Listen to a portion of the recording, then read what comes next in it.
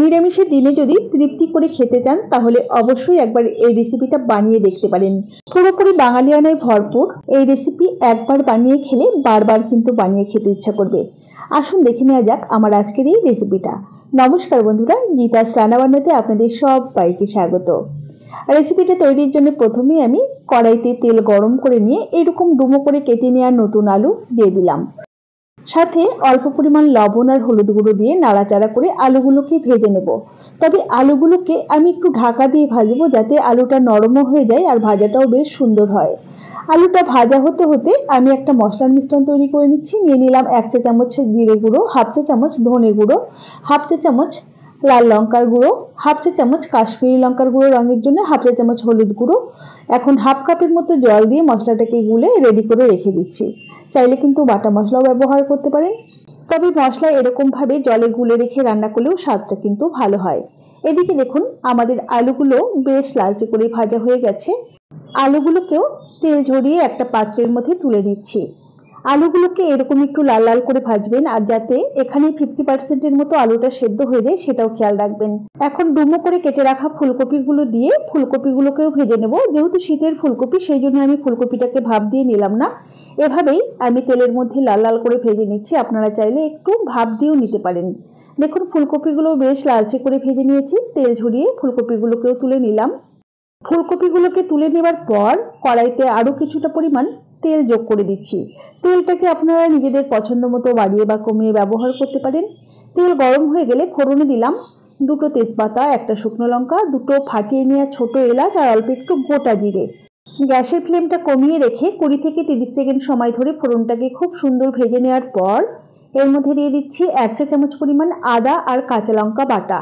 এখানে 2টো কাঁচা লঙ্কা আর 1/2 ইঞ্চির চেয়ে একটু বেশি পরিমাণ আদাকে আমি বেটে সেটাই দিয়েছি। আর এখানে দেখুন আমি 1/2 চা চামচের চেয়ে একটু বেশি পরিমাণ মৌরি বা মিষ্টি জিরাকে এরকম হাফ ডাস্ট করে নিয়েছি, সেটাই কিন্তু এর মধ্যে দিয়ে দিচ্ছি। চাইলে কিন্তু আপনারা থেতো করেও দিতে পারেন, আমি মিক্সিতে একবার একটু ঘুরিয়ে দিয়েছি। এখন খুব ভালোভাবে লো ফ্লেমে মোটামুটি 1 থেকে 2 মিনিট সময় ধরে এটাকে একটু ভাজা ভাজা করে নিচ্ছি। 1-2 মিনিট এটাকে ভাজা ভাজা করে নেবার পর জলে গুলে রাখা মশলার মিশ্রণটা দিয়ে দিলাম। বাটিটা ধুয়ে অল্প জল দিলাম, সাথে স্বাদ মতো লবণ দিয়ে খুব ভালোভাবে নাড়াচাড়া করে প্রথমে 2 থেকে 3 মিনিট সময় ধরে কষিয়ে নিচ্ছি।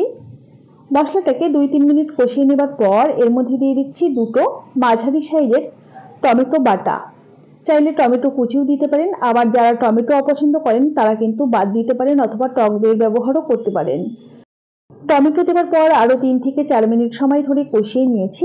এখন দিয়ে দিচ্ছি আগে থেকে ভেজে রাখা আলু আর ফুলকপিগুলো, আর সাথে দিয়ে দিচ্ছি বেশ কিছুটা পরিমাণ মটরশুঁটি বা কড়াইশুঁটি। খুব ভালোভাবে এখন নাড়াচাড়া করে মিশিয়ে নিচ্ছি। প্রয়োজনে অল্প পরিমাণ একটু জল দিতে হবে যাতে মশলাটা লেগে না যায় বা পুড়ে না যায়।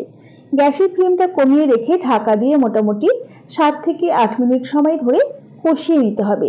কষিয়ে নেওয়া যত ভালো হবে আপনার রান্নার টেস্ট কিন্তু ঠিক ততটাই বেশি ভালো আসবে। তবে কষিয়ে নেবার সময় গ্যাসের ফ্লেমটা অবশ্যই মিডিয়াম টু লোতে রেখেই কষিয়ে নিতে হবে। দেখুন খুব সুন্দর কষিয়ে নিয়েছি। এখন দিয়ে দিচ্ছি পরিমাণ মতো গরম জল। রান্নাতে গরম জলের ব্যবহার করলে রান্নার স্বাদ অনেক বেশি ভালো হয়। খুব ভালোভাবে নাড়াচাড়া করে মিশিয়ে নিলাম। আর যেহেতু এটা নিরামিষ রান্না আর টমেটোর ব্যবহার করেছি, তো স্বাদের ব্যালেন্সটাকে ঠিক রাখবার জন্য আমি এখানে সামান্য পরিমাণ একটু চিনি দিয়ে দিচ্ছি। এই চিনিটা কিন্তু অপশনাল, ইচ্ছা হলে দিতেও পারেন, না হলে না দিলেও চলবে। তবে এইটুকু চিনি দিলে রান্নাতে মিষ্টি হয়ে যাবে না। খুব ভালোভাবে নাড়াচাড়া করে নিয়ে গ্যাসের ফ্লেমটা কমিয়ে রেখে ঢাকা দিয়ে মোটামুটি 7 থেকে 8 মিনিট সময় ধরে রান্না করে নেব। 7 থেকে 8 মিনিট পর ঢাকাটাকে ওপেন করে নিয়েছি, নাড়াচাড়া করে নিচ্ছি। আলুটাকে একটু চেক করে নিচ্ছি। দেখুন আলুটা কিন্তু আমাদের খুব সুন্দর সেদ্ধ হয়ে গেছে, একদম নরম তুলতুলে। এই আলুগুলো খেতে কিন্তু বন্ধুরা দারুণ লাগে। আর ফুলকপি তো সেদ্ধ হয়েই গেছে। এখন আমি এর মধ্যে দিয়ে দিচ্ছি 1/4 টিস্পুন পরিমাণ শাহি গরম মশলা গুঁড়ো আর 1/2 চা চামচ পরিমাণ ঘি। এখন খুব ভালোভাবে নাড়াচাড়া করে মিশিয়ে নেব আর গ্যাসের ফ্লেমটাকে বন্ধ করে কিছুক্ষণ ঢাকা দিয়ে স্ট্যান্ডিং টাইমে রেখে তারপর পরিবেশন করে দেব। আর আপনারা যতটুকু ঝোল দেখতে পাচ্ছেন এই ঝোলটুকু কিন্তু একটু ঠান্ডা হওয়ার পর অনেকটাই টেনে যাবে। এটা কিন্তু ভাত দিয়ে মেখে খেতে লাগবে। আমার এই রেসিপি আপনাদের কেমন লেগেছে অবশ্যই আমাকে কমেন্ট বক্সে কমেন্ট করে জানাতে ভুলবেন না যেন। ভালো লাগলে অবশ্যই একটি লাইক করবেন আর বন্ধুদের সাথে প্রচুর প্রচুর শেয়ার করবেন।